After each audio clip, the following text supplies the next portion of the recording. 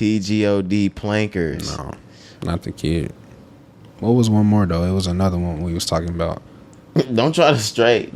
Your girl back then wasn't TGOD planking? Oh yeah, for sure. I'm on your ass. I was like, hell yeah. Shout out Jay-Z, shout out David Ruffin, shout out the cocaine that propelled both of them to the top, whether it was selling it or doing it. It's right, episode 159 of the Rise and Grind podcast. It's your boy Roderick in the building. Yes, sir. Young Cari, we're here in the building, man. That's about the third time we said it, but fuck it, man. We'll be here 159 more. Yes, sir. It's Thursday. How you feeling? I'm feeling good, man. I'm feeling good. How you feeling, bro? I feel good. Like I said, we had to make some accommodations for the Thursday pod today. Yeah. I apologize in advance if there are any acoustic issues. We had to make some minor adjustments. We'll be back. We'll be back at home. We'll be back at headquarters on Monday. We just had to make some minor adjustments. Yeah, man. We just we kicking it at the other spot. Yeah, we had to. At spot number 2. Right. You know what I'm saying, but nah. Yeah, man. Just shit at the spot, bro. Shit, AC not working. You know what I'm saying? So nigga can't do that. So we had to, like you said, make some adjustments, bro. But yeah, we still here. But it was like that song on Usher, Confessions. Oh God, it was. And not Confessions. Burning in my heart. But no, we pushed through. Yeah, bro. It's nothing. But yeah, I'm feeling good. How was your week? Anything that you did this week outside of work? No, I wish though. Just because I'm really looking toward finding different things outside of the primary work. I'm still doing I'm not really looking for work, but it's almost time for us to relinquish those positions. So I'm just looking for alleys. Let's just say that. Sure. Alleys. I feel that. Anything interesting about your week this week? No, man, not at all. No, bro, not at all. So I just seen how you. Nah, bro, just. Oh shit, man. Not at all, bro. Sorry, man. Yeah. To keep it 100, I would have an entirely different take on this for you guys. I'd have a lot more to say, a lot more that I've done over the weekend.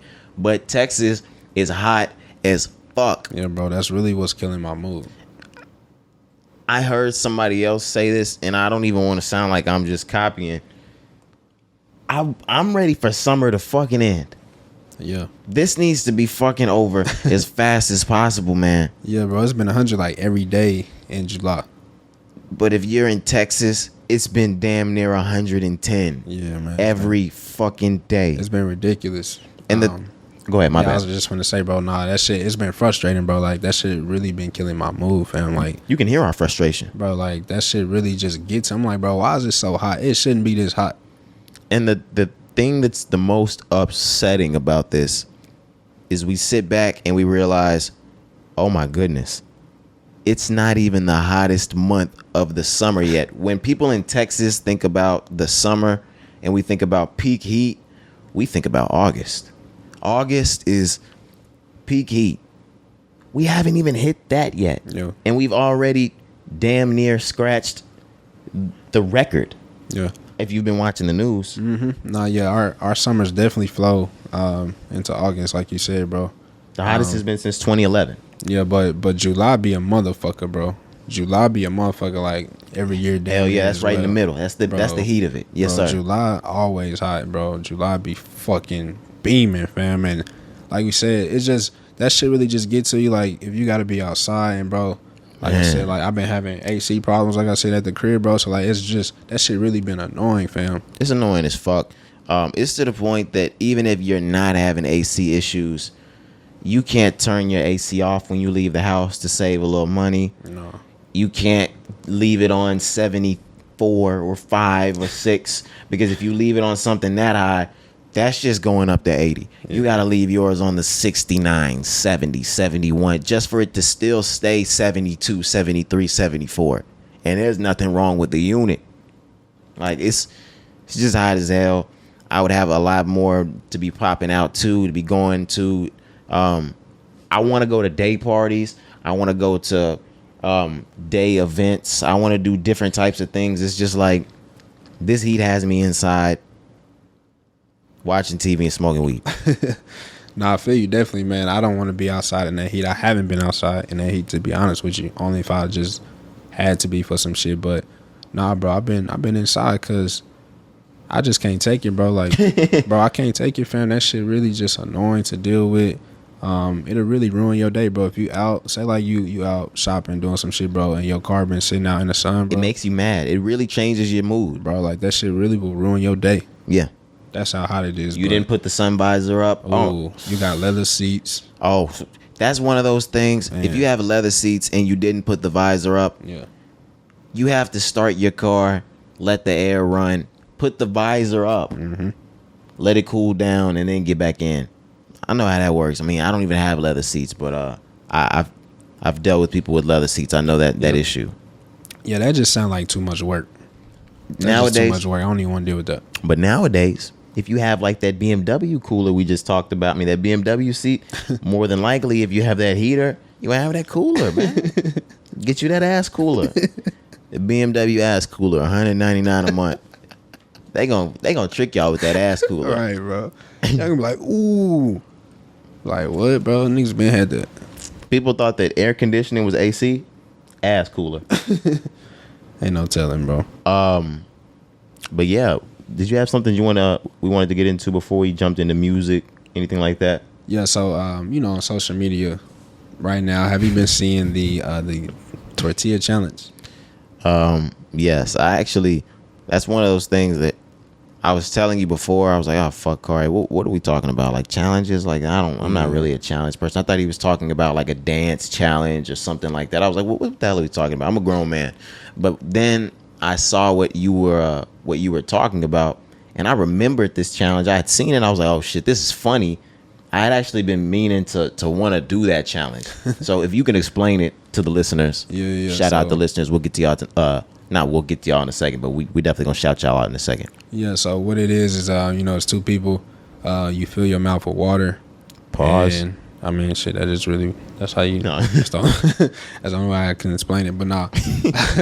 They fill their mouths up with water. They play rock, paper, scissors, and whoever win get to slap the other person with a tortilla. They both grab a tortilla, right, and they're gonna slap each other with their mouths full of water. Exactly, and the way that you win is just if whoever spit out the water first lose type shit.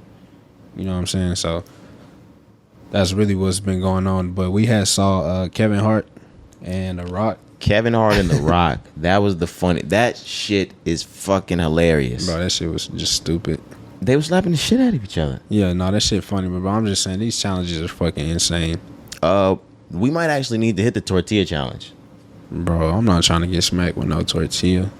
All right, bro. That's crazy. You want to smack me with a tortilla, bro? That shit it'd be cool. Be funny. I'm about to say it might be funny. We should hit that for the pod. A little extra content. For sure, we may do it. All right. But we could talk about some of the other shit that we've done, because now that I'm thinking about it, I'm thinking about other shit that you've done. This isn't the first challenge that's came out and been viral. Exactly. There's been plenty of other challenges. Mm-hmm. We can date way, way, way back to the Cinnamon Challenge. Yeah, bro.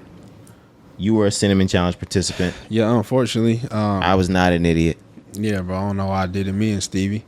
Yeah, we was real young. Y'all posted it. Was that a Facebook thing or was that a MySpace thing or? It was somewhere. It was Twitter. It was actually YouTube, which is crazy. Y'all put that on YouTube? Is it still on there? I believe so. Yeah, I think I still got it. Probably just like private. Okay. But yeah, bro, just on some dumbass shit. Had the crib to myself. I remember, bro. It was me and Stevie. I'm at the crib. My people going somewhere, so nigga, we in there just doing dumb shit. Do the Cinnamon Challenge, bro. But yeah, shit like that just stupid, bro. Cause like niggas really dying over shit like that. Yeah, I remember even back then, people died over the Cinnamon Challenge. Yeah, there were people that were allergic to cinnamon, had no idea until they did the Cinnamon Challenge. All right, that's why I say like shit really is just crazy that can't even happen, bro. Like for real, I'm like, man. I mean, I don't think in this instance someone's gonna be allergic to tortillas. No, I'm just saying just challenge period. But But yeah, unfortunately, I am a victim of the cinnamon challenge. That was a dumb fucking challenge. And I remember when y'all did it. It's hilarious thinking about it. That was a dumb fucking challenge, even when y'all did it. That shit was stupid. Not the dumbest of dumb. You can move on. Were there any challenges in between? Like, I know we can think of another one, but were there challenges in between that? Yeah. I know we had like mannequin challenge that that wasn't bad. Like we had said, planking. Holy shit, yeah. We talked about that just previously in pre-production, and I forgot. We planked everywhere. I would plank on open monkey bars in places where I could fall straight fucking through. Bro, niggas was really planking. I don't really remember me planking too much. What are you talking about? I swear, bro. Cari. I remember, but I don't remember. Do you remember Where did I plank? Do you remember the two girls in which you dated back in that time? That was about 10 years ago. Man, this nigga, Sorry, fuck it. Nigga, fuck them. this nigga fed. Nah, I'm listening. Love y'all and fuck y'all. Nah, but I'm listening. yes, Cari, you was planking with them. They was both big planking. They was big planking. Yeah, I just don't remember, bro. I'm not saying. I'm sure I was. I just don't remember like how you just remember where you did one. I'm like I can't remember where I did one, but I was definitely there. I remember it. So Cari, we stayed in we stayed in the same neighborhood our entire life. We didn't leave the neighborhood. We was planking in the neighborhood. Where was I planking? The school. We was planking at the school. We would go to the park. We was planking at the park. We was planking on the monkey bars. For We sure. was planking on the ground. We was planking. Niggas was getting up on a goal, planking on the goal and shit. Now I don't think we did that. Yeah. My fault, bro. I really just can't remember, bro. TGOD plankers. No. Oh, hell no. That was the name of Cari's planking group. Nah, bro. Not me. TGOD plankers. No. Not the kid. What was one more, though? It was another one we was talking about. Don't try to straight. Your girl back then wasn't TGOD planking? Oh, yeah. For shit show. I'm on your ass. I was like, hell yeah. Hell yeah. No, I'm not on your ass, Cari. What was another one, though? It was one more. The crate challenge. No, this is that is just downright idiotic. Bro, that's why I say, like, this should be stupid. Like, the crate challenge is dumb. I mean, dumb.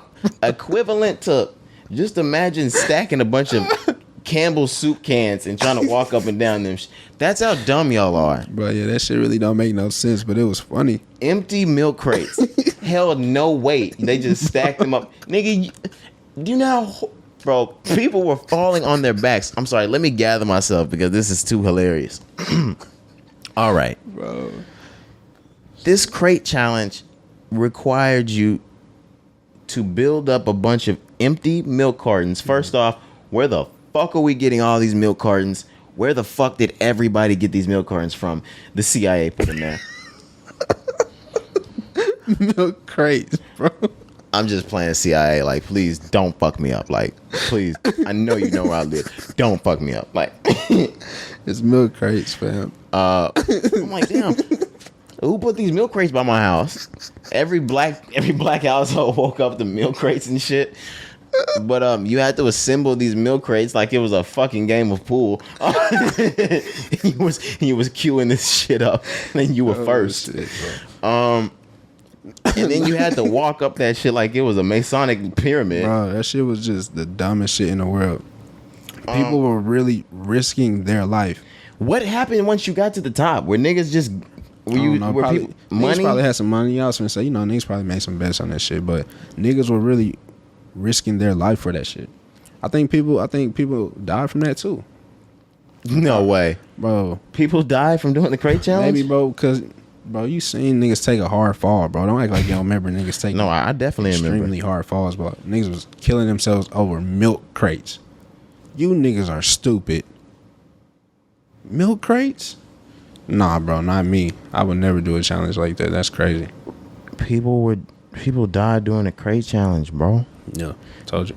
Well, I mean, he didn't die doing the crate challenge. Some of these just got hectic. Maryland father of 2-year-old shot dead while doing milk crate challenge. What the Holy fuck? No way. Nah, bro. That's crazy. Wow, that's Yeah, that's insane. But yeah, there's a lot of near death accidents on IG Live as it pertains to these milk crate challenges. It's because what would happen is they would fall, and a lot, like only the top of some of these crates would start to fall off, but some of them down at the bottom was holding strong.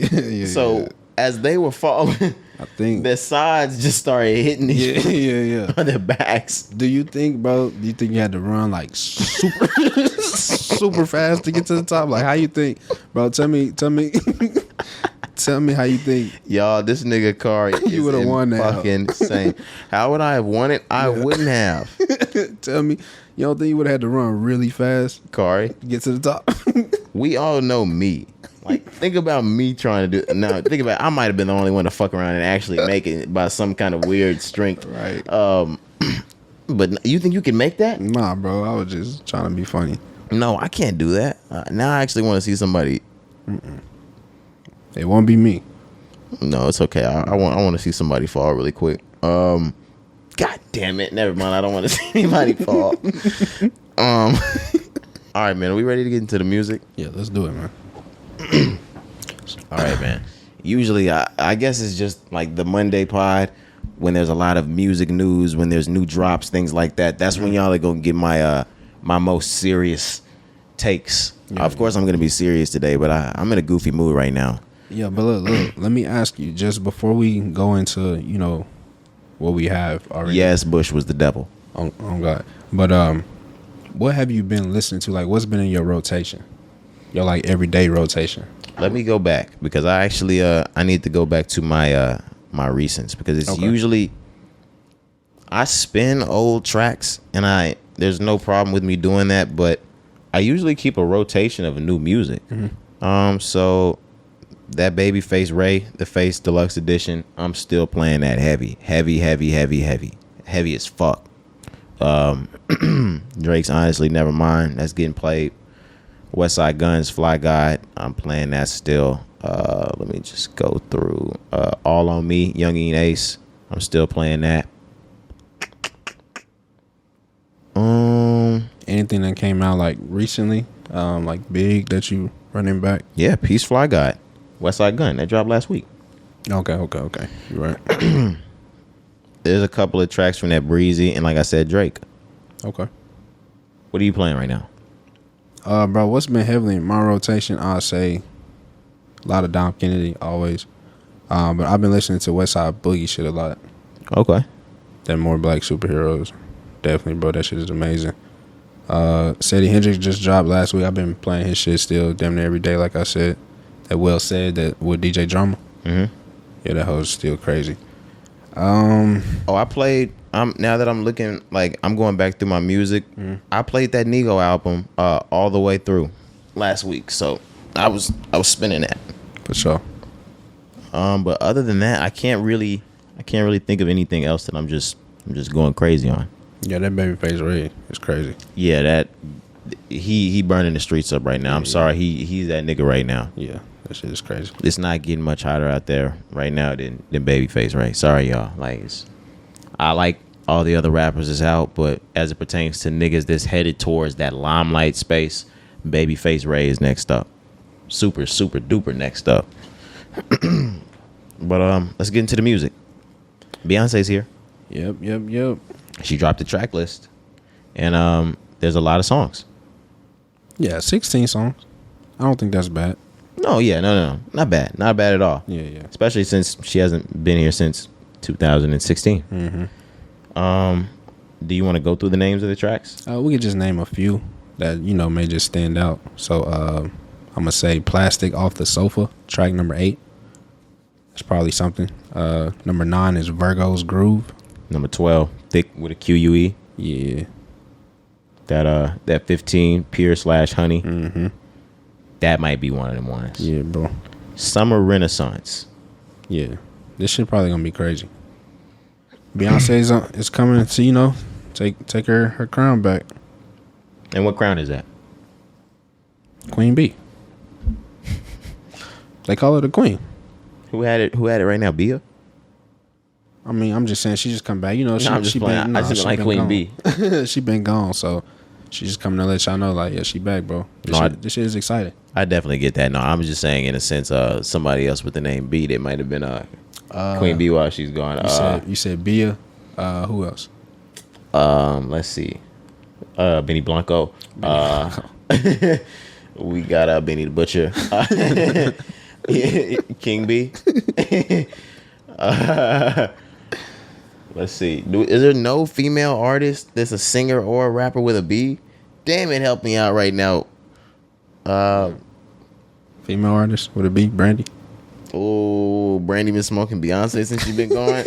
Oh my God. Let me start this beef up, nigga. Nah, I don't know, bro. Okay.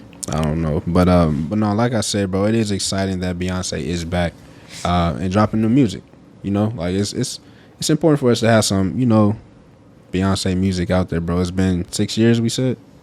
2016. Yeah, 6 years. Yeah. So yeah, it's just crazy, man. But I'm excited for this. I'm sure it's gonna sound great. I'm really excited to see what this is gonna sound like. This is one of those. This is gonna be an automatic Grammy nominee. This is gonna be an automatic Billboard. Every award you can think of is gonna be nominated already. Like it's gonna shoot to the top of the charts. Everybody's gonna get the fuck out of the way, except for who was that decided he was dropping? Wiz Khalifa. Mm-hmm. Wiz said, "Yeah, I don't care." But somebody needs to sit next to the number one album. So fuck it, yeah, I'll do it. Wiz will do 150K. Jeez, you don't think so? I don't know, bro. Numbers. I ain't never really kept up with his numbers, so I can't say. Oh, I think anybody that's the number one album that sits right next to Beyonce on the day of drop does very well. Yeah, but your art still got to sound good. No, it does. Yeah. You questioning Wiz Khalifa's art sounding good? No, I'm just saying, like, I don't know what his numbers are. It's a lot of niggas. Chris Brown couldn't even do 100. I don't know what's the economy for Wiz Khalifa. Is just what I'm saying. I'm not sure of his numbers, so I can't just say like, yeah, he gonna do that. Okay, no, I'm not even basing this off of Wiz Khalifa projections. I think somebody's own projections are completely different than the day Beyonce drops and you're sitting right next to that one album. Like if you're a hip hop fan and you listen to Beyonce first and you're gonna go listen to the next album as soon as you're done with that, Wiz is gonna be the one that sits right there. So I mean, I'm thinking in my head naturally he's already gonna do more than he already does because there's gonna be that person that finishes those 16 songs and clicks on the next one, which will be Wiz that day, unless somebody else decides. I don't see it. Wiz is independent. I think that's strategic for an independent artist. A lot of independent artists do that on purpose for the exact reason that I was just talking about. But yeah, let's move on. Division. They're dropping. Is that a track? If I get caught, I think it's a track. Yeah, it's a track coming Friday, but they are actively working on their album. Okay, that is set to drop. But yeah, bro, I'm excited to hear some Division, bro. Like we're getting some good music this year. I'm excited as hell to hear some Division as well. The cover work looks great. Like I'm fucking with that. Yeah, bro. It's like women pulling after him. Yeah, and then Jermaine Dupri has maybe produced. He's a part of this. I don't know what yet, but they've been working with Jermaine Dupri like the whole album. Okay. Yeah, so it's gonna be nice, man. It's gonna be nice. Niggas have been saying JD is back in that R&B bag as it pertains to producing. Like I told you, he's been back with all last couple of years. He was back with Usher doing that Confessions 2 shit. I just want to know when that shit is coming out. Yeah. But yeah, I love Division. You know what I'm saying? Of course, the actual singer, I think his name is Daniel, if I'm not wrong. Right, but there's more than one, right? Right. Yeah. Like there's a producer. I think it's 1985. Let me make sure I'm not. That's one of those things where like when Magic Jordan first dropped. We're like, damn, I love him. And they were like, well, there's two of them. Yeah. What the fuck? But yeah, but there is one just, you know, lead singer, performer, yeah. Right. Shit, or one vocalist, should you say? Or should I say? Mm-hmm. But yeah, outside of that, bro, like I said, there's just we're getting some good music this year. So talked about Beyonce, excited about that. Same excitement here for some new Division, man. Like I know he's going to go crazy on this. Okay. I'm not too into like listening to Division. Damn, my fault. Listening to Division and every single track on the album. But I do know a lot of the hits. So yeah, I'm looking forward to this. This one I'm gonna give a full length listen because maybe since the last time Division had a drop we talked about on the pod, I've been somebody that's dived deep into my R&B bag since then. Like the last 2 years, I've been in my bag with the R&B shit. So now, yeah, I'll give this an entirely different listen. Mozzy, you were talking about Mozzy, and you weren't sure about how he was coming on his CMG shit. Mm-hmm. He's got a project dropping this Friday. Yeah, man. Survivor's Guilt. Survivor's Guilt, yeah. So I'm definitely gonna tap into this because I've always liked Mozzy. Let me just clear that. So Same. I've always liked, him, who he was before he signed with CMG. I was just saying when he signed with CMG, I just felt like I didn't know if his style fit with that label. Right. We like Mozzy. We've talked about on the pod how we fucked with Mozzy. Right. So but yeah, bro, so I'm definitely gonna tap into this just to see, how he's sounding, bro. I'm excited for bro. I told you on the label tape that they just dropped, the Gangsta's Art is what it's called. Mm-hmm. He got one of my favorite songs on that. It's called G Code, I believe, bro. Snap. It's just a song by himself. This track, it's getting immediate downloads for me. It's getting an immediate full download for me, should I say? Yeah. The album. Yeah. The album project, whatever it is you want to call it. I accidentally called it a track, right? Yeah. But this project's getting a full download for me as soon as it comes out. Mm-hmm. Absolutely. You seen the cover art for this one? Yeah. Yeah.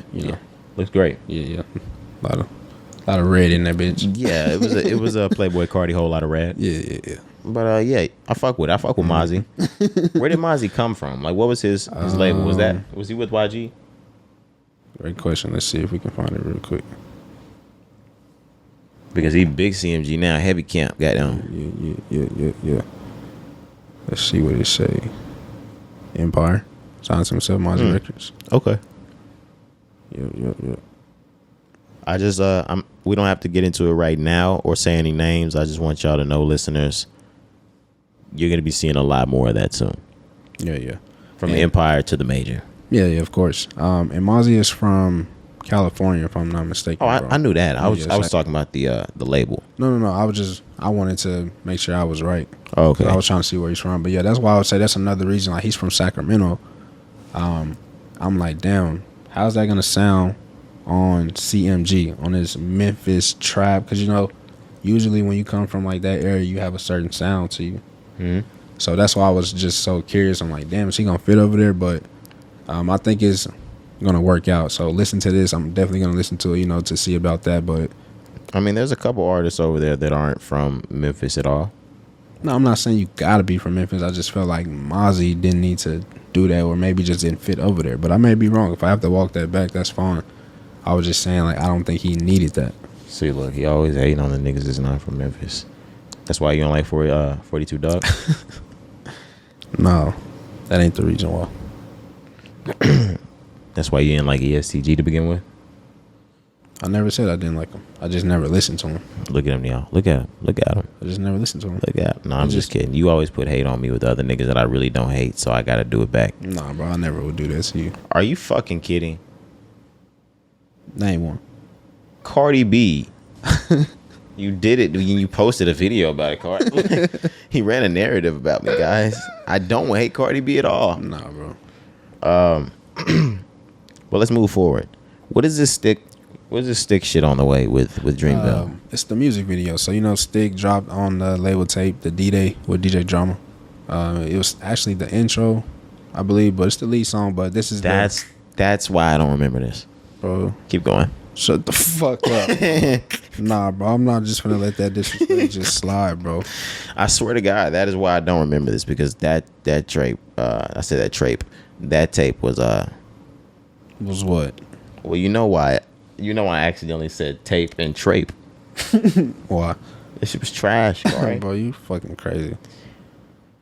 You're dumb. See, like, and Kari was already looking at because I'm ready. He was looking at the tape just in case I was like, name 3 good songs. No, because he wanted to have it up, like, just in case. No, bro. I knew the songs on this. No, he didn't. He didn't want to stumble. This shit was heavy in my rotation, bro, on my life. Cari didn't want to stumble. Nah, bro. So like he knew I was gonna be like, name 3 songs from the album. So he made sure he had them up. I promise, if Cari wouldn't have had that fucking crazy. Look at the narrative you running now. Flip it over and name 4 songs, Cari. Oh my god. Flip it over, nigga. You ready? He memorized it, y'all. And you YouTube listeners are gonna look at it and know that he memorized it, man. He was studying this shit. Bro, no, I wasn't. All right, bro. Name 4 songs. So, like Juan, Loot, Blackberry Sap. Nah, Blackberry Sap don't fucking count. Come bro. on now, that's a banger. Give me my banger. Stick is another one. Hair Salon is another one. Dude. Mozzy Flows is another one. Yeah, like, bro, this shit was heavy in my rotation. Fucking studied it, dude. Ghetto Guys freestyle with 2 Chainz. Like, nah, this shit was really heavy in my rotation, bro. You said this hoe was trash. I enjoyed this hoe. To keep it 100, like, I really shouldn't have asked that question. It wasn't fair because you already had the entire album sitting in front of your face. Like, I was looking at him scroll through it up and down.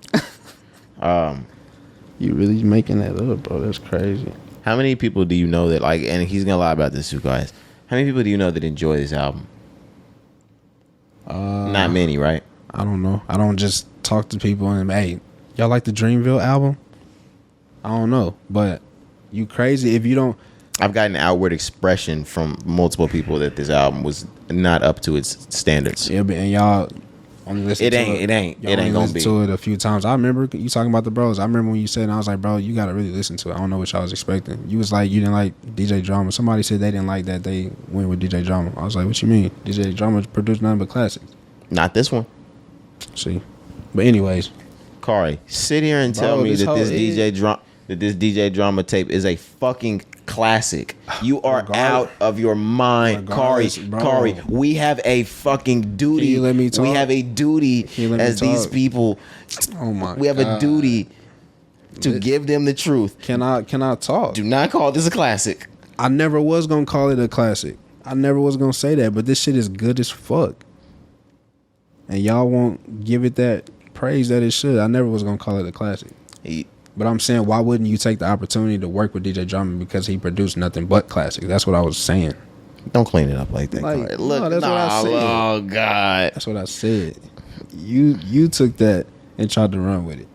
Okay.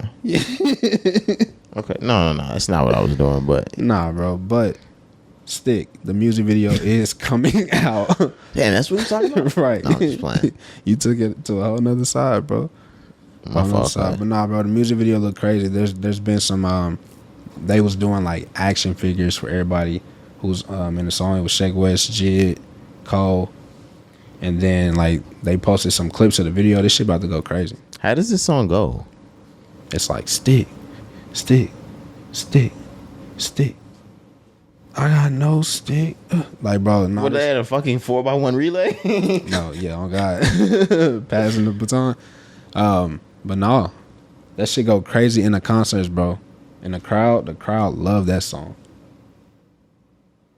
All right, man. I mean, maybe I'll just have to. Does he still do Dollar in Dreams? Because I don't. Nah, but I ain't got it, nigga. Nah, we been out that.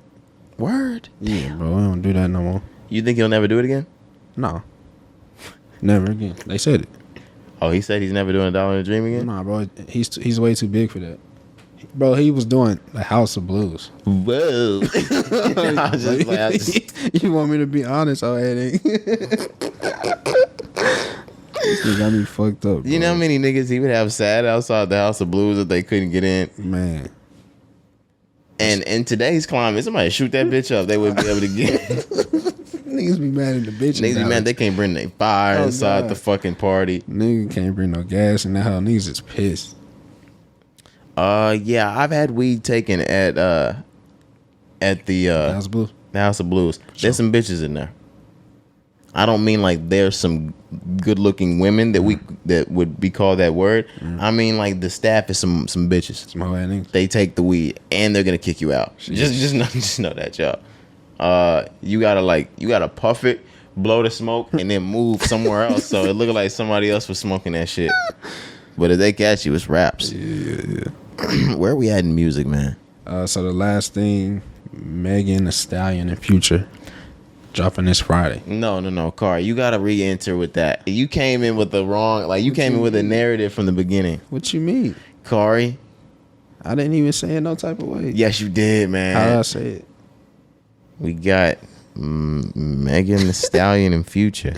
I didn't even mean to say it like that. That's bro. exactly how you All right, said. my bad.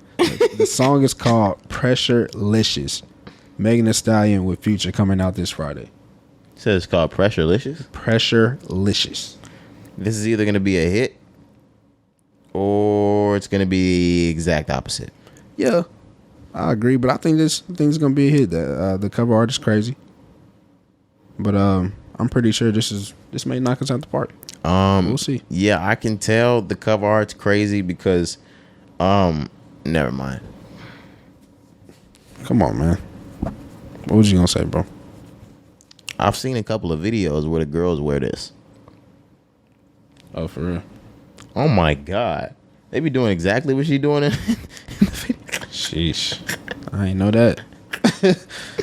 I didn't know she was getting down like that. That's crazy. I'm like, is this what we're doing? But I mean, Sheesh. is this, I feel like this is like resemblant of the WAP picture. Or maybe it's just the tongue out. Does she have tongue out in a lot of her Maybe. I think cover art? I think maybe that's her thing. Okay. So maybe, I'm not sure, but what you think about the song though? You don't think it's gonna be? I know you're really not sure, but you think it's gonna sound good just from what you're seeing? I don't think Meg has just been putting on a clinic with her rap performances. Really? What about the song where she sampled? Who was it? Biggie? Somebody? That last song, Plan B, whatever it's called. It's hot. It's hot for a little bit. Huh? It was hot for a little bit. Damn. It's like that? Don't do that, man. Because it sounds like we just give out hate. It's like, damn, she from the H. She's from the H. I fuck with Meg. Nah, I'm fucking with you, bro. I fuck with Meg. Everybody know Meg can fucking rap, but I don't think Meg has just been showcasing some kind of rap clinic lately. I don't know. Like, I'm wrong. We'll see. But I think if you're wanting to get a good song out, this is a good person to go get. Future for the feature. I'm sure he's probably gonna go crazy on whatever the song is. You know, he never misses. My opinion is not about to change. This is not about to be the song where I listen to and be like, damn, she just put down the fucking bars. Like, I can already tell by the cover art. Certain songs give off certain things. Like, when you can, like, when some of, I'm trying to think. There might be certain Dirk songs that you can hear, like, or you can read the title and know, like, okay, this is gonna be one of them tee up ones. This is gonna be one of the real. I'm gonna spit the lyrical shit. Mm-hmm. You can tell by Nicki Minaj's features how she's coming on this or what she's doing with this. In these instances, you already know where people are going with it. I can tell by the cover art. We're not about to just get this amazing showcase of the lyrics. It's not happening on Pressurelicious featuring Future. Yeah, I feel you. Just have to wait and see. All right, do we have anything else on Megan and Future? No, that was it. We can really go ahead and move into some news that we really wanted to get into. We've been meaning to get into this for like the last week. I don't know why we've just been passing this. So it came out last week that Kanye West was no longer going to be doing the Miami Rolling Loud set. It later jumped out, I think it was just hours after it, that Kid Cudi would be the one replacing Kanye West in the Miami Rolling Loud performance. Why are these niggas so petty? I mean, I don't think this is Kid Cudi being petty, but Rolling Loud used a very good opportunity to be petty. Yeah, I'm sure they always think on the business side. You know, I'm sure that they went into it with that idea in mind. But yeah, it's kind of unfortunate for Kid Cudi as well, because, you know, there's a lot of people who wanted to see Kanye West, and now they got to see Kid Cudi. Oh, you think this is going to turn out like the Drake shit? Nah, bro, he's not going to get booed or nothing like that. That what you saying? Mm-hmm. Nah, I don't think he would get booed.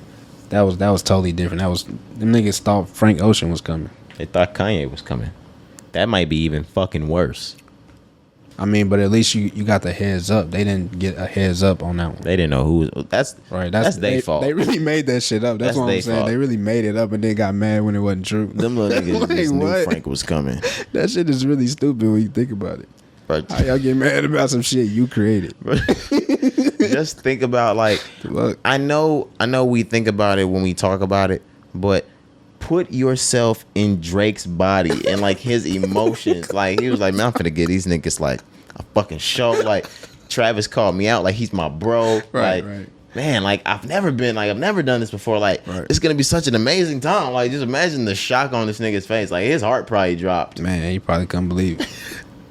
And like Drake's sensitive, so like, right, exactly. You seen his face, you can see it. He shit on himself.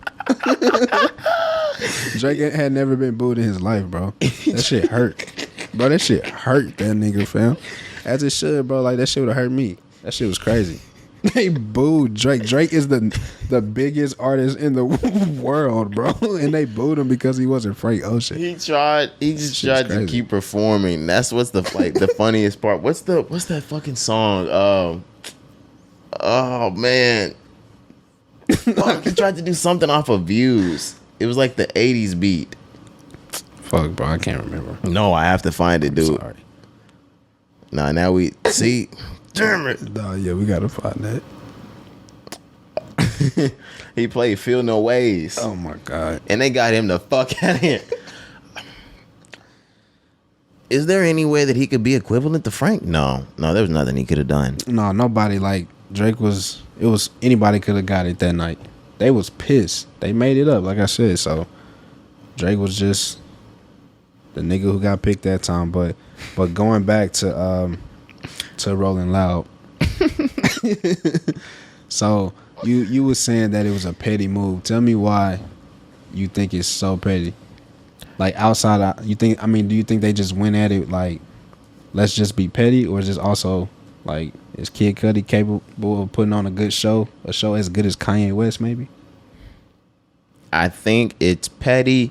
I think it's 50-50. It's 50% petty, but it's also 50%. This is the only person that we can find that's going to be able to rock a show like Kanye, because the only other person they would have found to rock a show like Kanye is the reason why Kanye's not there. Travis Scott was deemed to be able to perform at. We talked about this a couple of months ago when they announced Kanye was gonna be headlining Rolling Loud, and Kanye was like, "If I'm coming, I'm bringing Travis with me." And we were like, "Well, how the hell is this gonna happen if Rolling Loud is the one that banned him?" They stood on that. They stood on their ban, and Kanye stood on his ground. He was like, "Well, if Travis isn't coming, I'm not coming." Right. And he left. And yeah, I think it's petty because they're beefing, and of course they know that too. They wasted no time at all. They got Kid Cudi at the drop of the fucking dime. But at the same time, yes, like I said, if we're talking about somebody whose style is near Kanye's, who's going to be able to turn the crowd up like Kanye, yeah, it's probably going to be Kid Cudi. Yeah, I just hope that he just really still gets a good response. Not taking away from Kid Cudi's talent. I'm just saying it's a lot of people thought that they was going to see Kanye West. And he's not cool with Kanye. Right, and they're going to boo him. A lot of people could really be pissed off about that. So I hope the fans don't really like do no stupid shit. But yeah, they probably won't. But Kid Cudi still is gonna rock that show, bro. I definitely agree with that. The thing about it is, even if you're mad at Kanye, that's Kid. I mean, even if you are mad at Kanye, or even if you're mad at Kid Cudi, that's Kid Cudi. Like, you're not booing Kid Cudi when he gets on stage and he starts playing his hits. We just talked about the tracks that he threw on The Man That Went to the Moon. Mm-hmm. You're not playing Kid Cudi like that. Bro. Doesn't he have something else that's dropping like this week or something? I know recently he had put one of his mixtapes back, or put them on all DSPs. Okay. I think it was I can't remember the name of it. I can try to pull it up really quick. It's cool. While you do that, I'm gonna go ahead and move on into the next thing that we were talking about. It's called A Kid Named Cudi. Okay, yeah, we mixtape from 2008. We might have talked about that off mic. I don't know if we talked about it on the pod. When do you think that this is going to be over for Travis? What the fuck?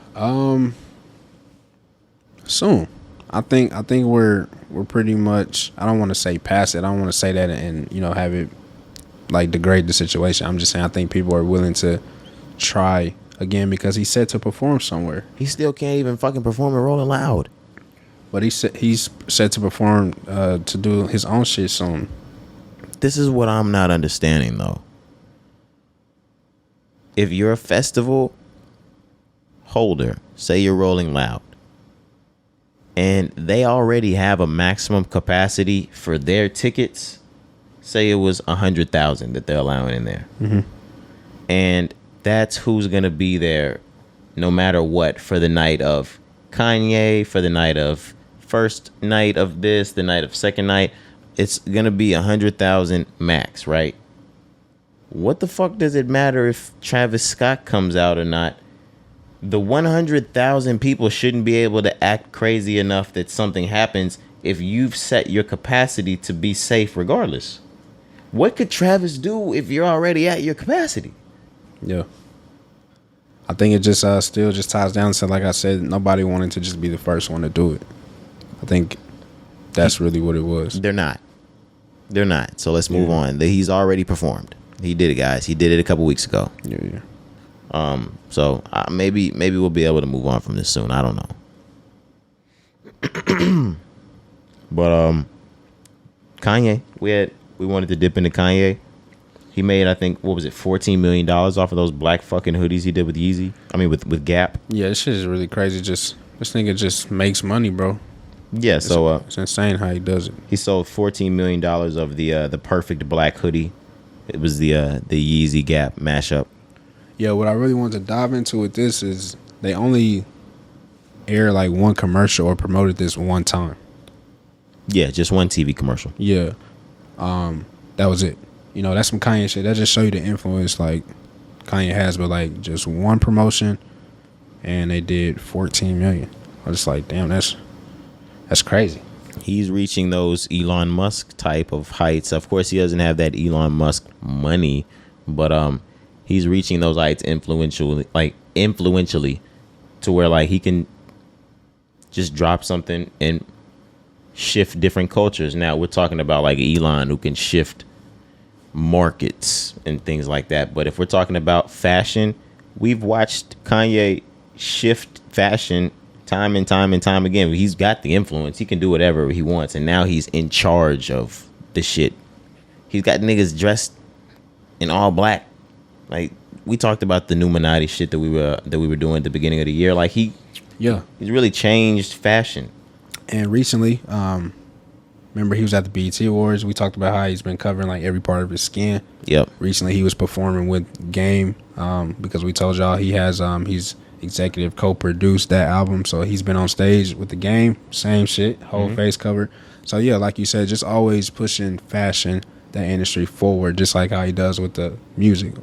So I want to ask you, this hoodie, is this your style? I know you fuck with Ye, but like, is that really your style, that type of hoodie? Yeah, I would wear that hoodie. Can I see that one more time? Yeah, I would absolutely wear this. Like I like the washed look, shit like that. Everything that's on Yeezy's catalog, those types of things, I would actually wear. I just never worn Yeezy before. I'm gonna get into it. Yeah, I feel this shit.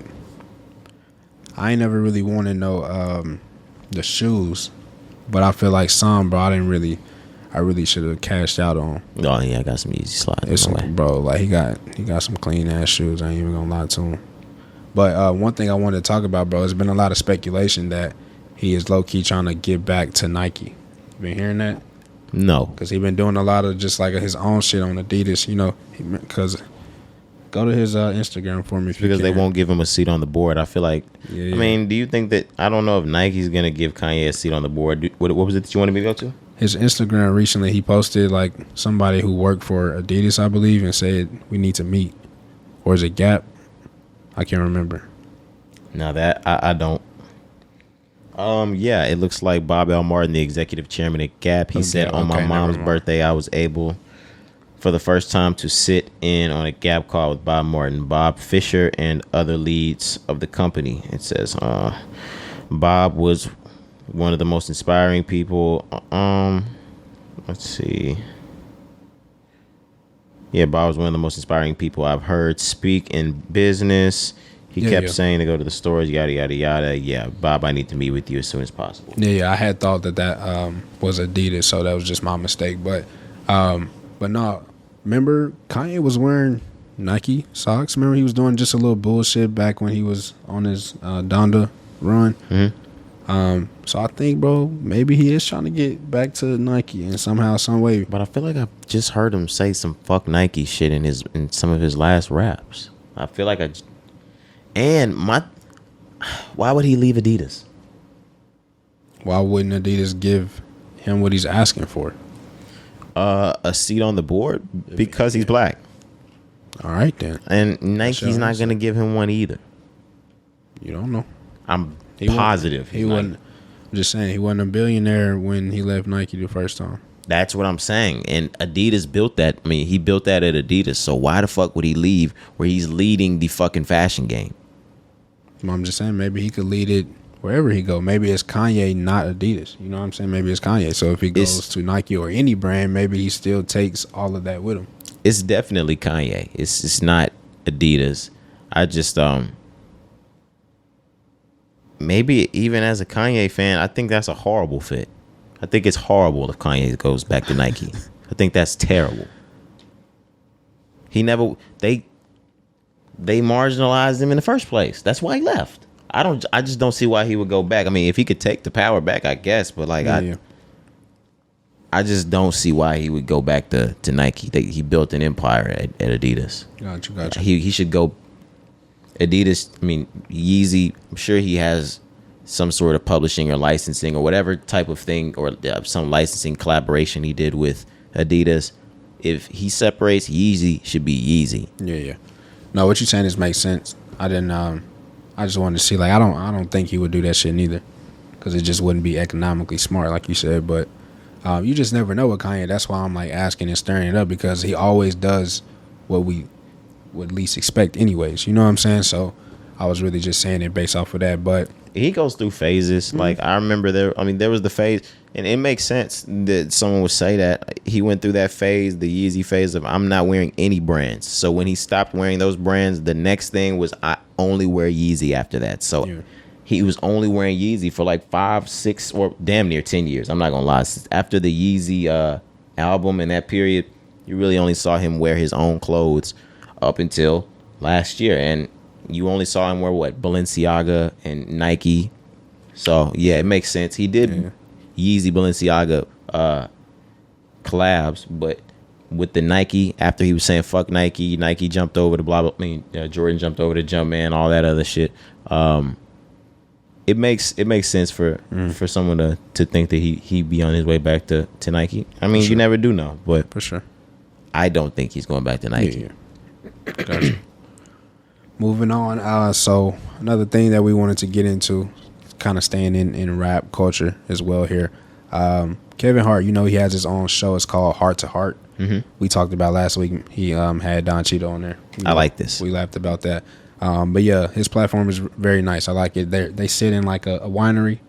I think that's in Kevin's house though. Really? Honestly. Really? Okay, I think it is. Yeah, because I remember where he did his stand-up special. Right, exactly. It looks like that, right? That's what I was about to say. Okay, cool. Maybe. But anyways, his guest this time was the one and only Jay-Z. Yeah. Jay-Z is a really... I thought about you when I was watching this, because growing up, coaches, teachers, even other people, if you don't know Cari or know him like personally, how cool or like nonchalant you might act might actually piss somebody off. Like it might, how cool you are, and you've seen it before. Like it'll actually piss people off. Like how chill you are about things. Yeah.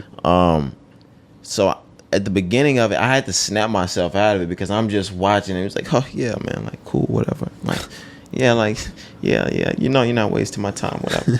I'm like, bro, this smug fuck. Like, nah, but I had to stop, and I'm like, bro, like, just this is how Jay-Z is. Maybe he's just really cool. Maybe he's just relaxed. Maybe he's just calm. Maybe he's just he's not all over the place like all these other people you see interviews. So once I got that passed, it was a nice, cool interview. This is gonna be a good show for Kevin Hart. Yeah. But a great interview.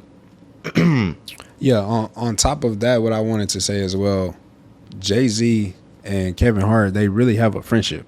Yeah. Like, they talk on the phone, they text, they FaceTime, shit like that. They communicate often. So I think outside of that is another reason why Jay-Z was so comfortable and so relaxed. But I think he really is like that to a extent, Yeah, because Jay-Z, if you really think about it, unless it's like David Letterman in the last 5 years, he doesn't even really do interviews. Right.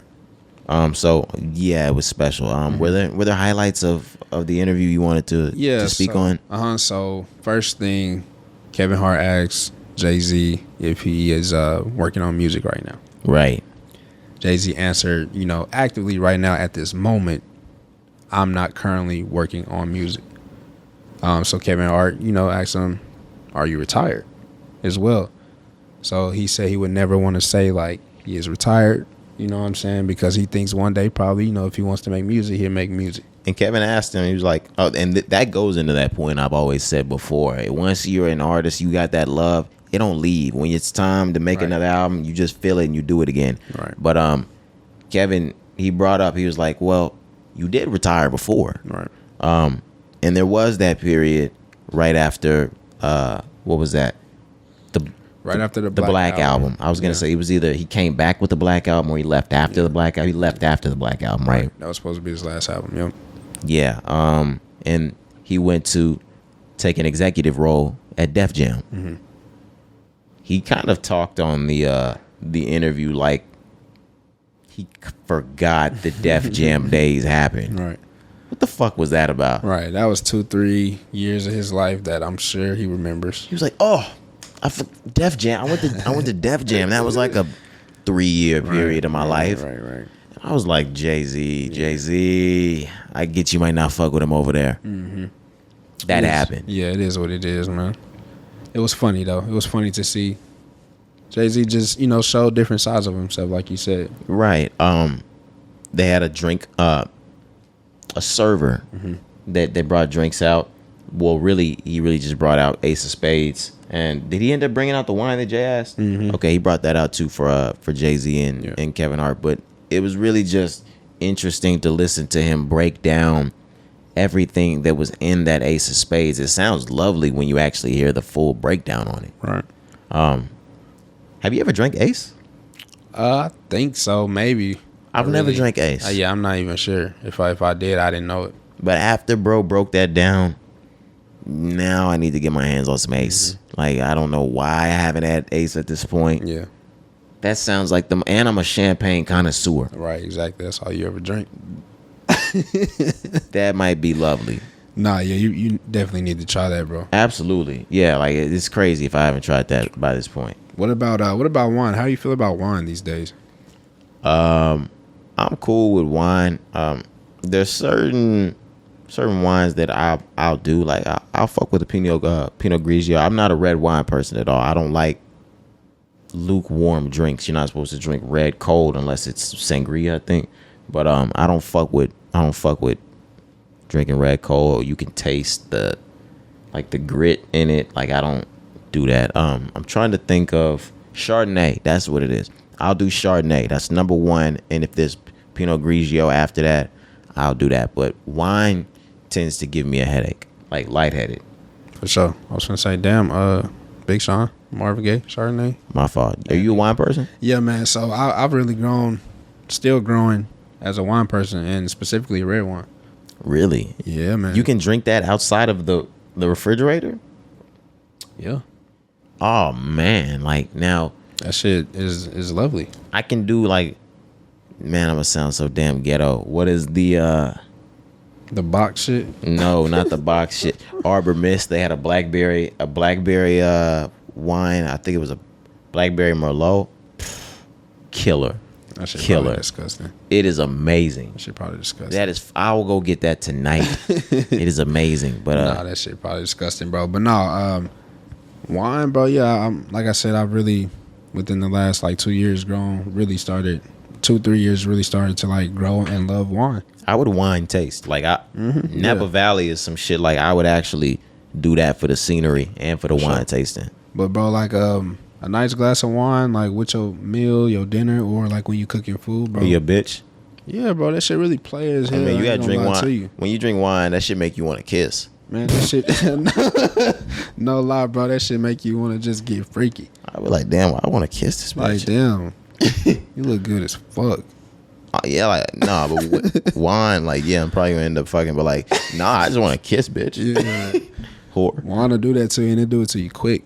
Yeah, and it's a good feeling, bro. Take the BC powder before you get lightheaded. I really fucking hate wine and what it does to my head, man. That's crazy. But champagne doesn't do it. I could take the entire bottle of the champagne. Yeah, I didn't see you.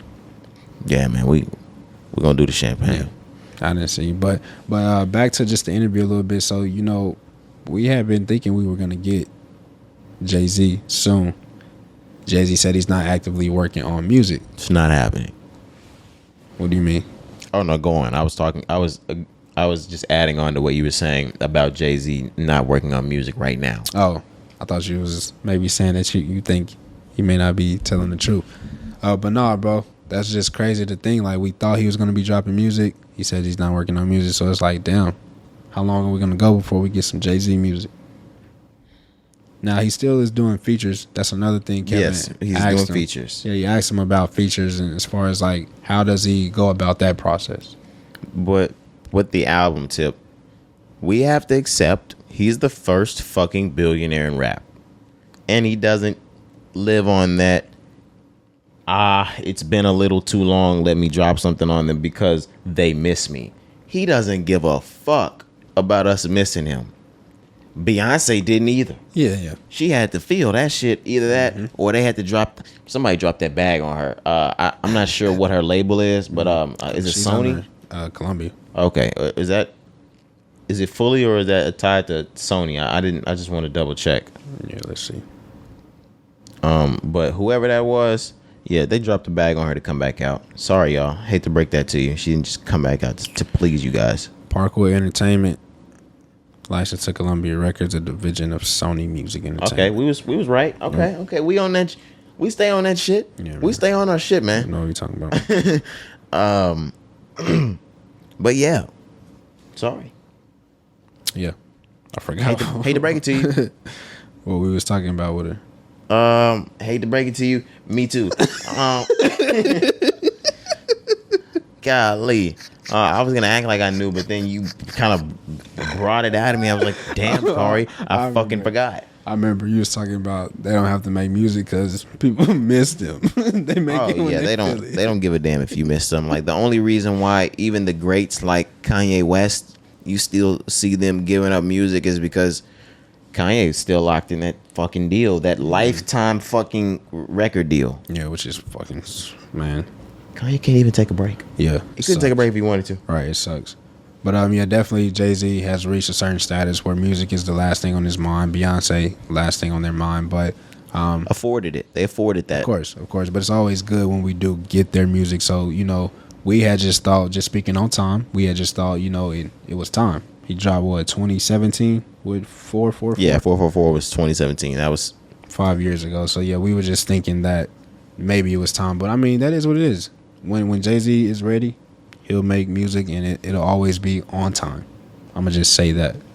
I'm not rushing the Jay-Z music. Exactly. Yeah, that's what I'm saying. When he decides to drop, it'll be needed at that time. Like he knows when it's time. I'm not worried about that, bro. Do you want to stay in that high level of rap? Do you want to go into Lil Baby first, or do you want to go into what we got next?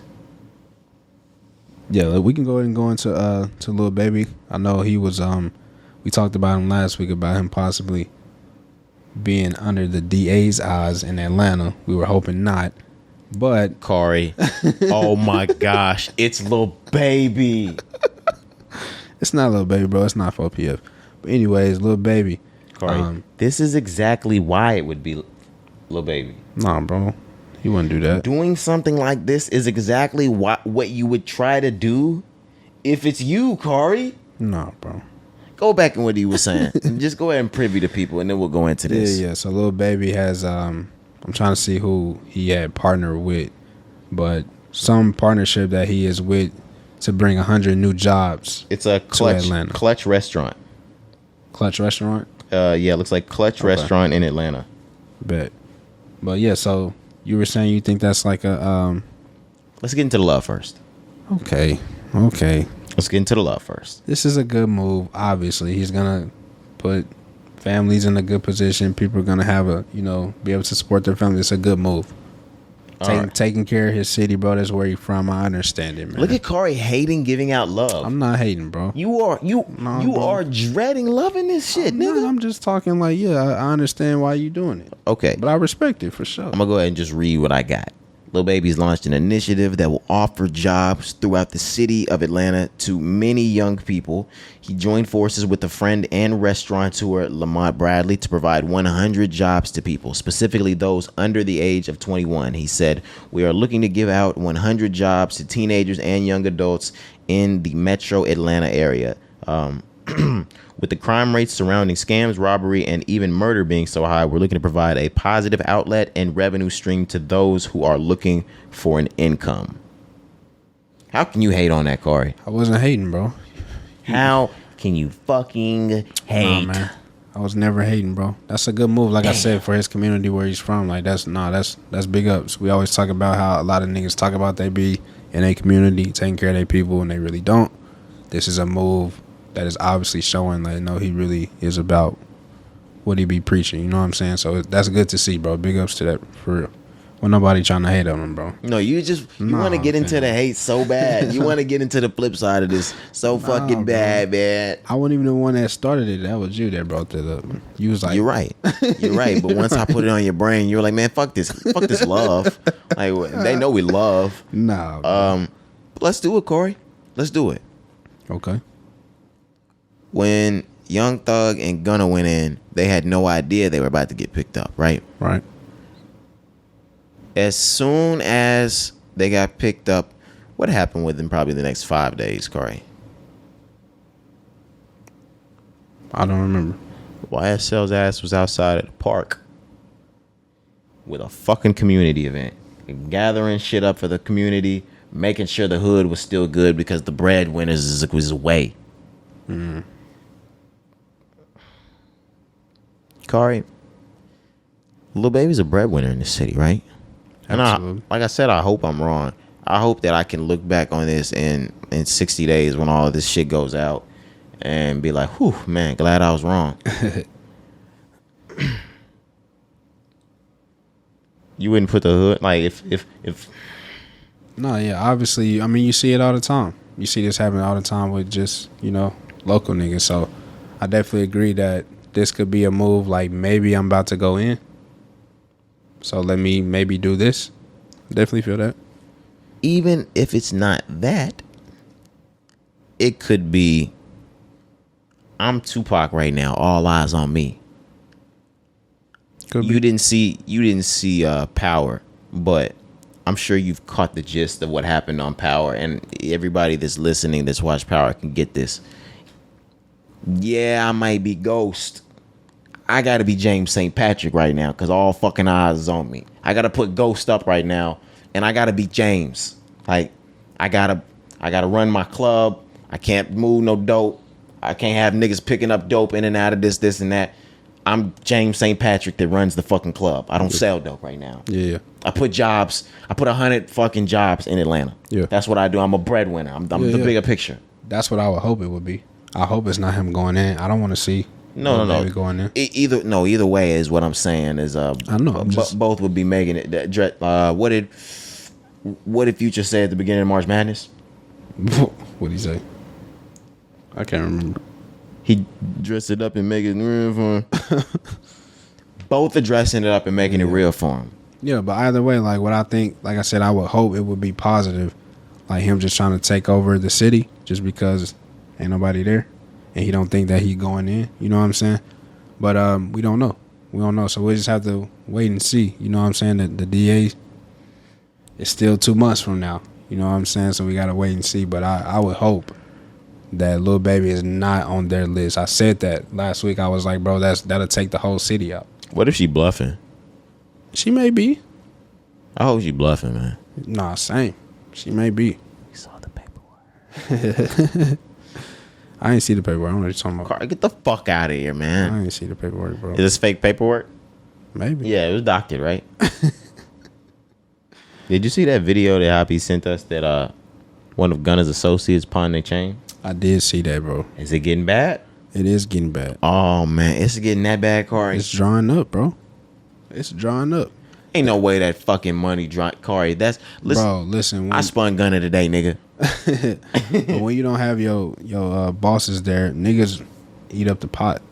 Oh, especially if you're not one of them. Yes, Right, of course. Bro, niggas just eating at the pot. Everybody wants something. The same way I would say to you, Corey. If I was a breadwinner and I made sure that 100 mouths were fed while I'm inside, those 100 mouths need to be fed if I'm gonna go in. All right, let's move on. We're in Lil Baby, which means we're in QC, which means we're in Coach K, which means we're in P, which means we're in that entire realm. Yeah. Where does Glorilla fit into this? Glorilla has a best friend by the name of Gloss Up. You've seen her in the FNF video. Yep. I'm sure you've seen her in the Just Say That video with was that Duke Deuce? Duke Deuce, yes, sir. Okay. Shout out Duke Deuce. Yeah. Yeah, she's been signed to QC. Mm-hmm. Big ups, bro. I'm really loving what I'm seeing. I'm bro. fucking with this. I'm loving what I'm seeing from just the rap game, these women in general, bro. I'm loving the camaraderie. Bro. Like, you don't, the same thing like with me and you and the guys. Yeah, man. We hear a whole lot of, damn, y'all been friends since blah, blah, blah, since third grade, since kindergarten, since second, since this. Yeah, damn, man. y'all still friends? Like, me and my friends we don't have that. I don't know how long they've all been rocking. Right. But the fact that it looks like they into their 20s and like going towards their mid 20s and that entire group still rocking, you got to take your hat off. Yeah, bro. But yeah, like you said, regardless of the age, just the fact that they came up together. For sure. They came up together. So when you make it and then you able to have your friends come with you, bro, that's just a dream. You Absolutely. know what I'm saying? So I'm loving this movement, man. Shout out to QC. Shout out to CMG as well for signing Glorilla. But no, signing Gloss Up. Oh, you talking about CMG? CMG. Yeah, and shout out QC for signing Gloss Up. Yeah, Shit. yeah. So you fucking me up. I'm sorry, man. You were saying shout out CMG for signing Glorilla. Yeah, and I say QC as well. She has a bunch of other friends. I want to see where they're gonna land because if we look at that Brady Bunch video that they were doing, the hot potato video, shout out that go reference that hot potato video or go check that out. That was a crazy ass video. Yeah. They all got talent, bro. That's why I love it. That's what I was gonna get to. Yeah, were you saying something? Yeah, I was just gonna say they all just super talented. Everybody, every woman, every girl that was in that video, that rap killed it. Every single one of those girls in that group can spit bars. Yeah, bro. And to keep it 100, every single one of those girls on that track are better than at least one rapper or female rapper signed to a major label right now. So every single one of those girls can go somewhere and get a deal. And they obviously are in the right hands. And I hope probably if you want to keep it 100, Yo Gotti is probably such a real nigga that he putting Glorilla and everybody else on the game that they need to make their bread in other places, even if they not getting signed at CMG, because he sound like some shit he do. He real nigga. Yeah, of course. But even if not, Glorilla's seen, I guess, what it takes to get placed at a major record label. So, or at least as major as a homegrown record label gets. That's a major, damn near. CMG is a major. Yeah. She's definitely probably putting her friends on, and not just the base level grassroots way. She's putting them on the marketing business way. This is how you're gonna take your music to the next level and get signed to a label. It's happening. Yeah, man. It's good to see. I love it. Like I said, this is great. This is what you want to see, the camaraderie, like you said, the love, the friendship. I'm all for that, bro. Absolutely.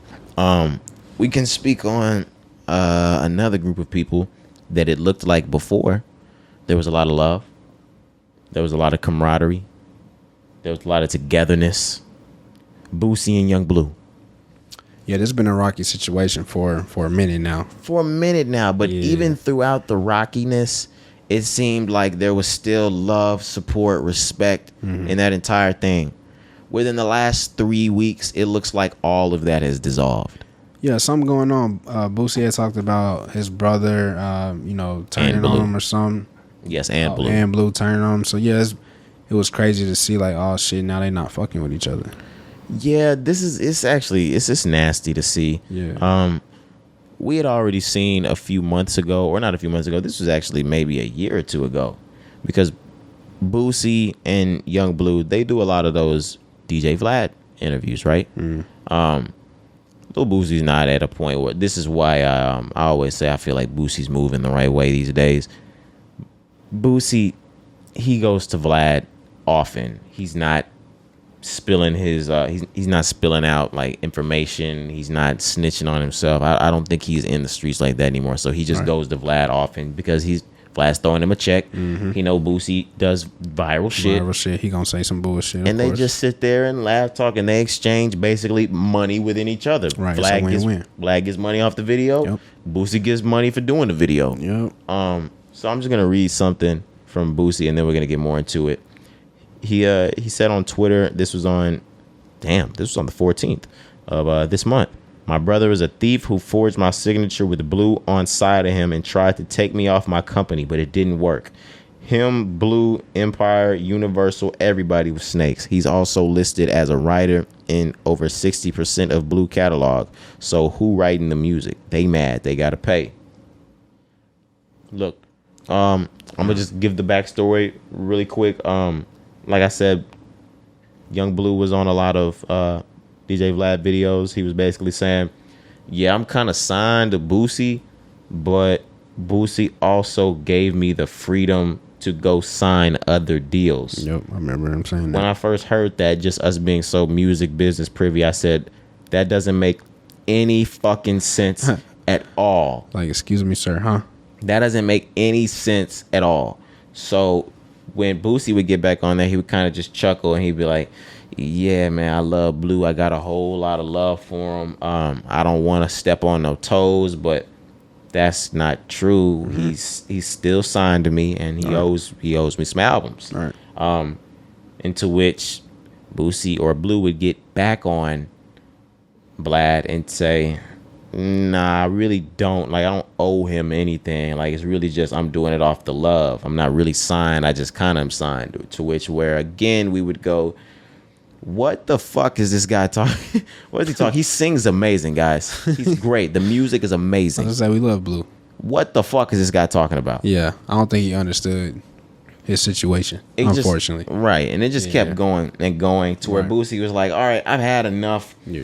Y'all are done talking on my name and saying stuff like you're not signed to me, that you just can go anywhere you want. You owe me money, nigga. Yeah. You owe me albums. And I don't think Boosie would lie. I'm going to just say that. That was what I was going to start with. I just wanted to give Blue's side first, and I'm glad you got into that so I can follow up. Boosie's not lying. I was going to say, I don't think Boosie needs to lie about Bleu. I've never...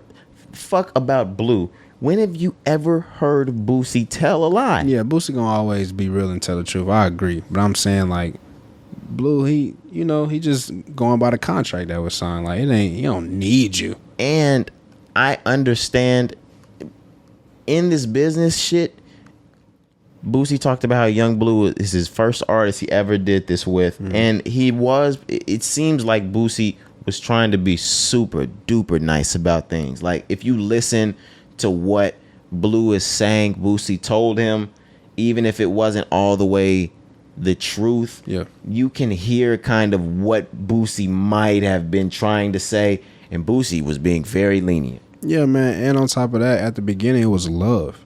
Absolutely. They were seen with each other, and I'm sure. I mean, don't quote me, but I'm sure they made music together. You know what I'm saying? I'm sure they got songs together. So it was love at the beginning. So to see where it is now, it's like, damn. And I'm sure it was on some shit like Boosie probably had sat down with Blue when Blue was looking at other options. Well, what Boosie said, I actually listened to this verbatim when he was talking about it on Vlad. And he said that basically there was a lot going on with Blue. I can't remember if it had to do with the pandemic or something else, to where they were waiting, or a hit record or something like that. They were waiting on that. That's what it was. Okay. He was like, I've just been giving Blue freedom. He's been making all the money off his tracks right now, because right now he's signed to me. What we've been waiting on is a major to bite on him so he can go sign to that major. And then because he's signed to me, I get my cut from being that middleman to that deal. Right. So basically what his brother and him tried to do was take him off of that so they could go sign the deal on their own, and Boosie can't make any money, because now Blue's hot. And not giving him a cut. And these labels, they calling at him now. Of course. And now they're trying to cut Boosie out. And Boosie's not fucking with that. No, not at all. I wouldn't either. And he was basically saying, I've been nice. You my first artist. We were cool. It's nothing but love. Why are you trying to do me like this? Exactly. And I believe him. Yeah, I feel that. Yeah. I definitely believe that as well. I don't think, like we said, Boosie would be out here just on some bullshit. You know what I'm saying? I'm sure everything he said is the truth. Absolutely. But man, you just hate to see situations like this, bro. I hate, like I said, because it was so much love at the beginning. Like, there were videos of them giving each other money, brothers, like father son type shit. Yeah, bro, that's what I'm saying. So you hate when foul shit allegedly happened, you know. So it's unfortunate, bro. Hopefully they get that shit resolved though. Yeah, man, I hate to see it.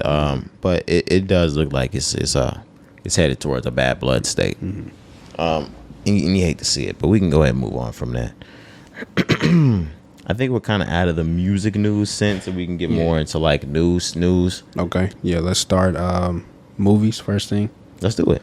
All right, so you passed around a video this week. Ice Cube was doing some interview, some podcast. I'm not sure who it was, but they asked him a question. They were like, "Were there any roles that you had, maybe passed up on or wish you would have done in your future?" And he mentioned that he had opportunity to play O-Dog in Menace to Society.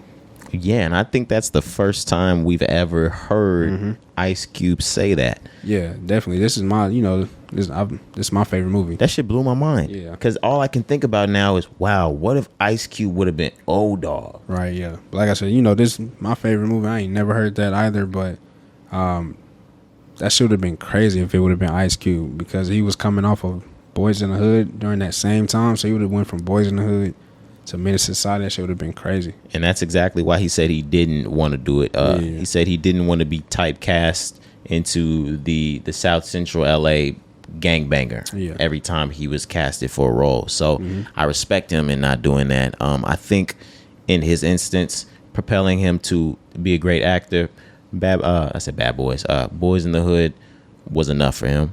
Now, of course, that would have been amazing. Like, I think he probably would have played that role better than Lorenz Tate. But I do love Lorenz as O-Dog. I can't picture anybody else doing it. But for him and his acting career and needing to go to the top, I think Boys in the Hood was enough for him. Yeah.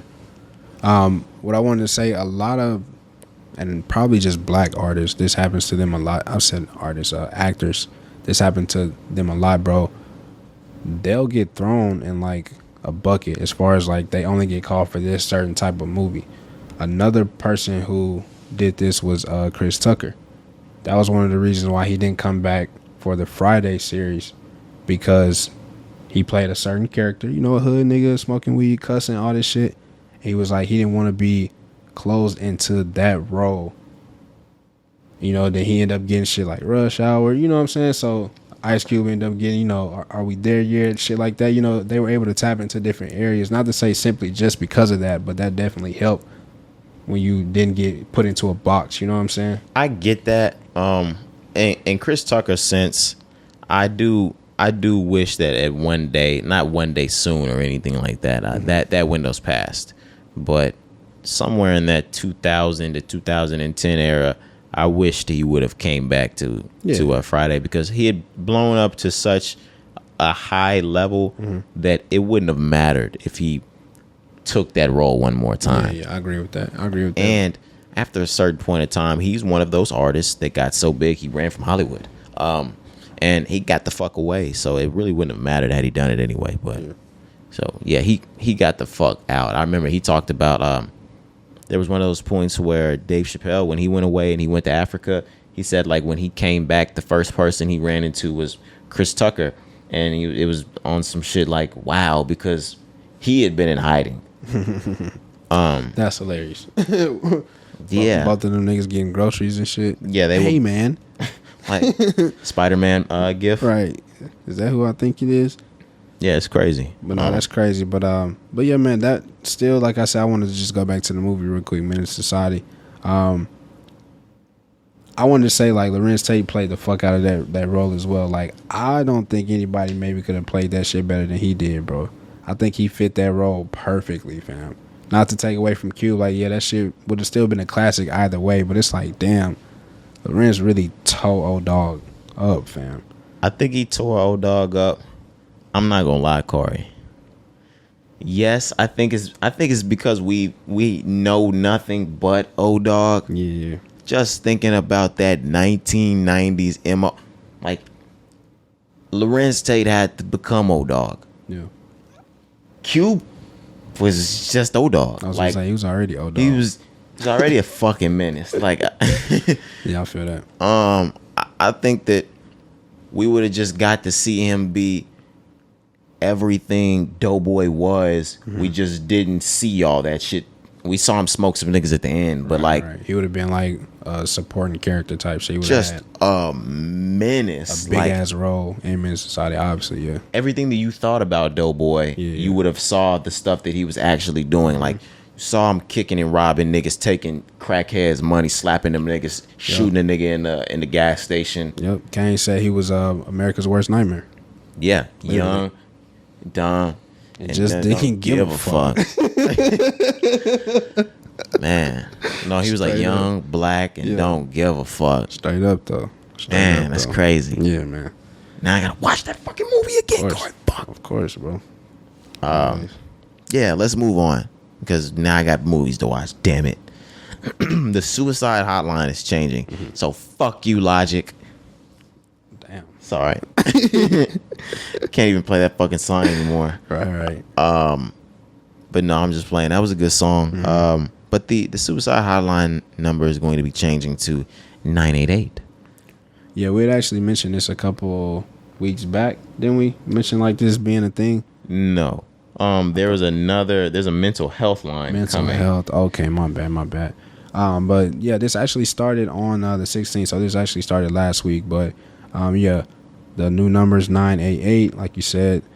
It was once the 11-digit number, they reduced it down to that. So when you text or call 988, they will be connected to a trained counselor with the existing line.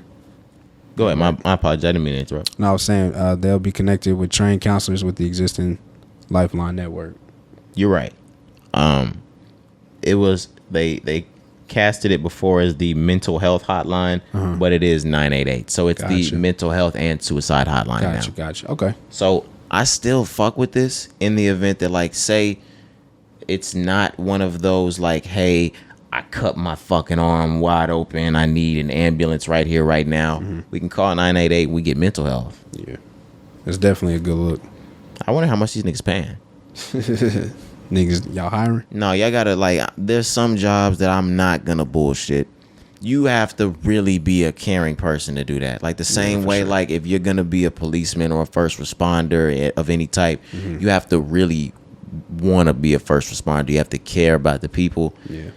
I wouldn't want anybody on the 988 hotline that's just trying to get they $20 an hour. Yeah, quick check. Nah, you definitely gotta feel that type of job because there's a lot that comes with that. There's a lot of baggage. I don't want to say that negatively, but You need to give a fuck about people because you're dealing with people's emotions. Exactly. And you're dealing with these people's lives, man.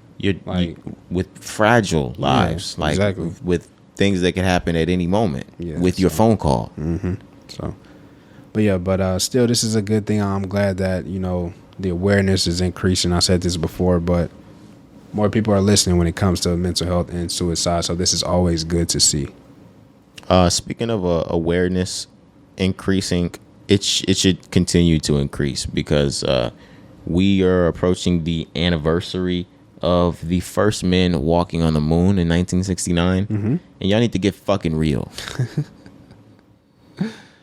Right now, I see 3 cameras in front of our faces and a lot of big lights.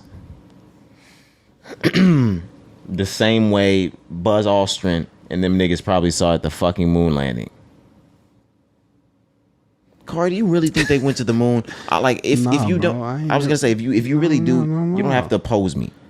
Nah, I've said on the pod before that shit wasn't real. Okay, you have. I'm sorry if y'all want to believe that, and I'm willing to go toe to toe with anybody that has their scientific facts down that they also provided y'all. They didn't go to the moon. Nobody's been. Yeah, we've never been to the moon.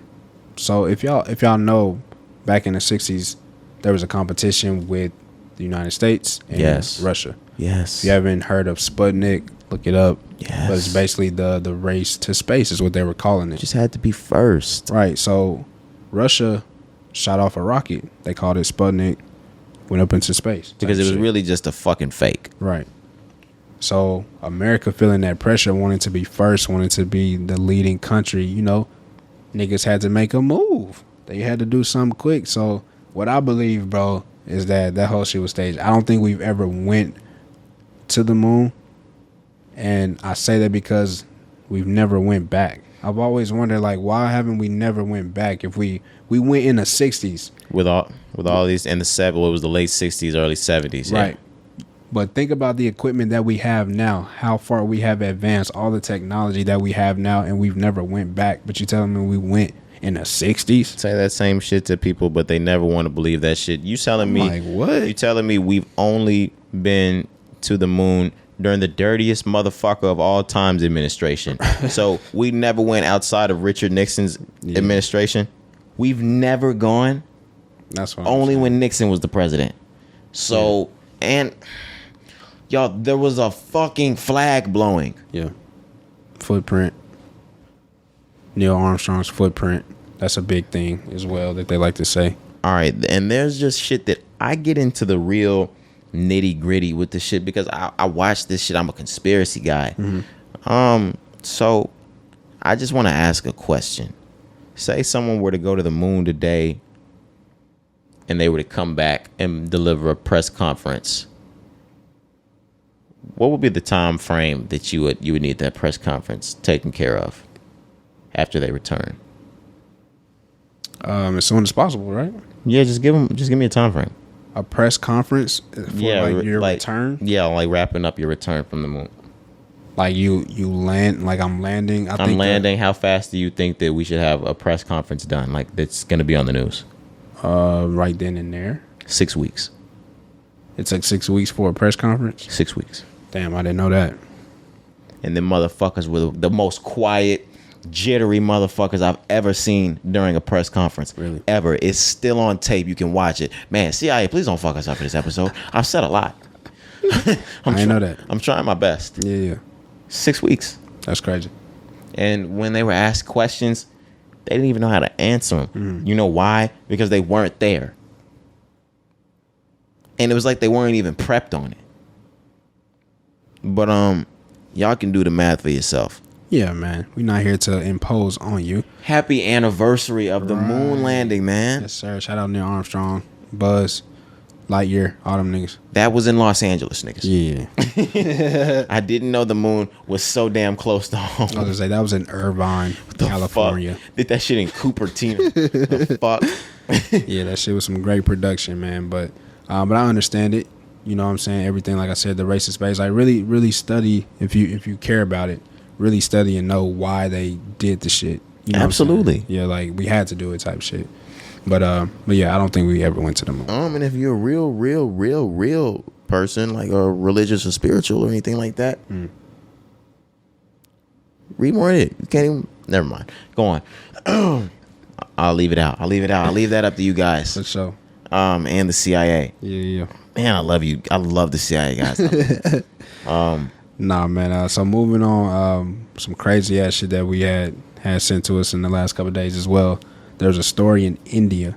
This is the most insane story I've heard in a long time, Corey. Man, it was some monkeys in India kidnapped and killed a little baby. This is right next up to that elephant that killed the woman that showed up to the woman's funeral. To her funeral. To stomp on her fucking grave. She had to double tap on it. This might top that. So can you please let the listeners know this wild fucking story and God rest. Yep, absolutely. So it says a troop of wild monkeys in India stole a baby from his father and tossed the baby boy from a 3rd-story rooftop, killing him instantly. The infant's father and his wife were on their rooftop when with their 4-month-old son, when several monkeys attacked him. It said the wife managed to escape the monkeys, but the troop cornered the husband. He tried to run, but dropped his son as he did, leaving one of the animals to scoop up the boy and toss him off the roof. That is so fucked up, bro. That shit is crazy. Fam. That is insane. Like it feels. I feel terrible laughing about that. Nah, yeah. I'm just thinking about it because he dropped the baby, bro. But you can't drop your son. That's what I'm saying. Have we talked about? Were we not just talking about another instance where somebody dropped their child running, and when it's okay to drop your child, like it's not okay. Nah, bro. Like, and I'm sure he didn't do it on purpose, but damn, he dropped his son, fam. Yeah, there's nothing funny about that, man. That's the craziest shit I've ever heard. I really didn't know too much about wild monkeys. But this is like, I don't hear too much about wild monkeys. Do you? No, especially not in. I think it's an India thing. Yeah. Okay. Sheesh, that's crazy. You can't say shit in 4 or 5 years when your bitch clapping cheeks on another nigga because you killed your son. Damn. When he walks in the door and she's straight getting her shit clapped, and he drops the groceries with his mouth wide open, and he's like, "Babe, stop! Don't fuck him no more." Number one, if you have to ask that, like, you're out of the door. I was saying some route. And she's like, "Nah, I'm gonna keep doing it because you let the monkeys kill our kid." What can you say to her? You can't say anything, man, because you did let the monkeys kill the kid. Yeah, you just got. And now that monkey back there getting killed. Damn.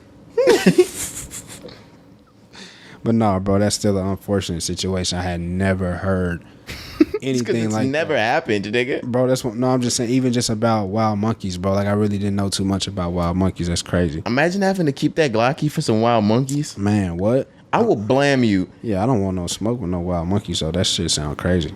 No, I'm definitely gonna let that thing loose on some wild monkeys, though. But they threw the baby down. But yeah, moving on, man. One last thing we had, Miles Bridges. You wanted to talk about? Yeah, he's making things really bad on himself. Mm-hmm.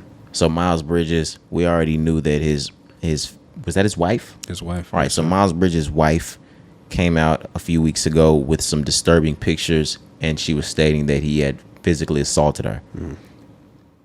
Things have legally transpired, and now he has been charged with multiple felony counts of domestic abuse. Yeah. It's not looking too good for Miles Bridges. You hate this situation, bro. Put his hands on his wife, bro. So you get what you get in that situation, man. Say, it's nothing I can really say to you about that. I don't. You get what you get in that situation. Exactly, yeah. Especially, I'm not saying that anything's worse or better. It's actually better that this was caught. Wasn't he caught on camera? I don't know if he was caught on camera, but she has pictures of her bruises. Yeah, she has pictures of her bruises, things like that. But sure. I mean, like, I'm sorry. Yeah, she said he did it in front of his child too. You know, that's fucked up. Yeah, bro, just like, come on, fam. What I really wanted to get into is we've never seen a high-profile domestic abuse case in the NBA. Mm-hmm. we've seen things like this, the Ray Rice cases. We've seen more than one case. I don't want to get into them all in the NFL. Right.